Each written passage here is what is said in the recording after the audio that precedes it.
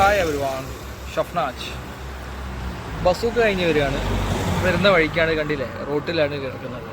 ഇപ്പോൾ വീട്ടിലെത്താനുള്ള സമയം ഇല്ല. അതിന് മുമ്പ് തന്നെ പടം കഴിഞ്ഞ ആ ഒരു ചൂട് തന്നെ എന്ത് ചെയ്യണം, ഇവിടെ റിവ്യൂ ഇട്ടേക്കാമെന്ന് കരുതി. എന്തായാലും പടം വളരെ മോശം, വളരെ മോശം. ഇത്രത്തോളം മോശമുള്ളൊരു പടം ഞാൻ എൻ്റെ ജീവിതത്തിൽ കണ്ടിട്ടില്ല. ഇത് മലയാള സിനിമൻ്റെ ഫ്ലോപ്പാണ്. മമ്മൂക്കാക്ക് ഇനി കഴിയോ? നാണമില്ലല്ലോടെ. ഇത്ര നന്നായിട്ടൊരു പടം എടുത്തിട്ട്, ഇത്ര നല്ല രീതിയിലൊരു നവാഗതനായിട്ടുള്ള ഒരു പുതു ഡയറക്ടർ, നമ്മുടെ കലൂർ ഡെന്നിസിൻ്റെ മകനാണ് ഡീനോ ഡെന്നിസ്. ഒരു പുതിയതായിട്ടൊരു വ്യക്തി സിനിമാ ഫീൽഡിലേക്ക് വന്ന് ഇത്ര നല്ല രീതിയിൽ നല്ലൊരു പടം നമുക്ക് സമ്മാനിച്ചത്. പടം കണ്ടു നോക്കിയാൽ അറിയാം ആ പടത്തിൻ്റെ ക്വാളിറ്റി എത്ര ഉണ്ട്. ഒരു പുതിയ ഡയറക്ടർ ചെയ്തതെന്ന് ഒരിക്കലും നമുക്ക് തോന്നാത്ത വിധത്തിലുള്ള ഒരു എന്താ പറയുക, ഒന്നും പറയാനില്ല. പടം അത്രയ്ക്ക് സൂപ്പർ. എനിക്ക് അത്രയ്ക്ക് ഇഷ്ടപ്പെട്ടു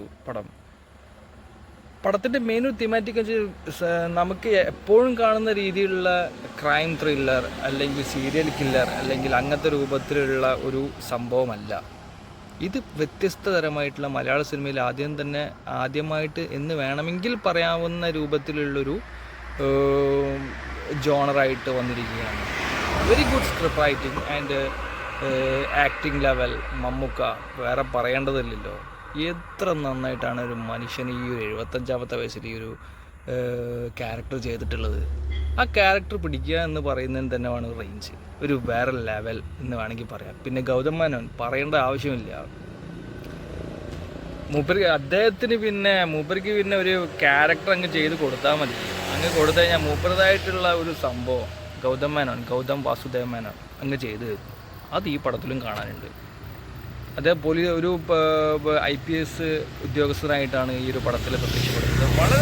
വളരെ നന്നായിട്ട് അദ്ദേഹം കൈകാര്യം ചെയ്തു എന്നുള്ളതാണ്.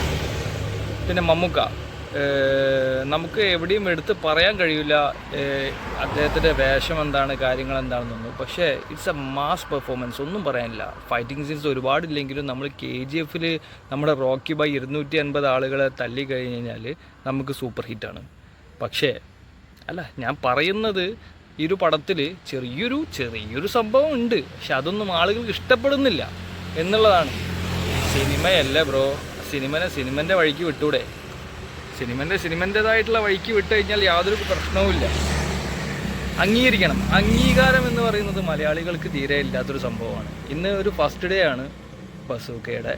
ഈ ഒരു ഫസ്റ്റ് ഡേ തന്നെ ഇത്ര ഡിഗ്രഡേഷനിലോട് കൂടി ഒരു പടത്തെ ഇത്ര അപകീർത്തിക്കപ്പെടുന്ന രൂപത്തിൽ ഈ ഒരു പടത്തെ കാണുക എന്ന് പറയുന്നത് വളരെ മോശകരമാണ്. ഇത് നമ്മുടെ സിനിമാ ഫീൽഡ് ഇൻഡസ്ട്രിക്ക് തന്നെ വളരെ മോശമാണ്. കാരണം വെച്ചാൽ നല്ല പടങ്ങൾ എപ്പോഴും നല്ലതെന്ന് പറയാം. നമുക്ക് ഇഷ്ടപ്പെട്ടിട്ടില്ലെങ്കിലും നമ്മൾ ജസ്റ്റ് ഒന്നൊരു മെജോറിറ്റി നോക്കിക്കഴിഞ്ഞാൽ നോക്കുക. ഇനിയിപ്പോൾ ഇഷ്ടമില്ലെങ്കിൽ ഇഷ്ടമല്ല എന്ന് പറയുന്നതിന് ഒരു കാര്യം വേണ്ടേ? ചീത്തതിനല്ലേ നമ്മൾ ഇഷ്ടമല്ല എന്ന് പറയുക. നല്ലതിന് എന്തിനാണ് ഇഷ്ടമല്ല എന്ന് പറയണം? അല്ലെങ്കിൽ വ്യക്തിപരമായിട്ടുള്ള എന്തെങ്കിലും പ്രശ്നങ്ങൾ വേണം. അങ്ങനത്തെ വ്യക്തിപരമായിട്ടുള്ളൊരു സംഭവം ഒരു സിനിമയോട് അങ്ങനെ ആർക്കും ഉണ്ടാവുമെന്ന് എനിക്ക് തോന്നുന്നില്ല. പക്ഷേ ഇഷ്ടപ്പെട്ടിട്ടില്ല എന്ന് പറയാം. പക്ഷെ നല്ലതിന് ഇഷ്ടപ്പെടണം എന്നാണ് ഞാൻ പറയുന്നത്. ഓക്കെ, പട്ടണത്തിൽ പോലത്തെ കുറ്റം പറഞ്ഞോളൂ, അങ്ങനത്തെ പട്ടാളത്തെ കുറ്റം പറഞ്ഞോളൂ, അതിനൊന്നും വിഷയമൊന്നുമില്ല. പക്ഷെ നല്ല സിനിമ എന്ന് തന്നെ പറയണ്ടേ? അപ്പോഴല്ലേ നമ്മുടെ ഇൻഡസ്ട്രിക്ക് അതിനുള്ളൊരു മുതൽക്കൂട്ടാവുള്ളൂ. എന്തായാലും ഈ ഒരു Bazooka team, Deeno Dennis, hats off. First സിനിമയാണ്. ഇനിയും നല്ല നല്ല സിനിമകൾ ഇദ്ദേഹത്തിന് ഉണ്ടാവട്ടെ. പിന്നെ ഗൗതം വാസുദേവ മേനോൻ, പിന്നെ ഇതിലെ ആക്ട്രസ് ആയാലും വളരെ നന്നായിട്ടുണ്ട്.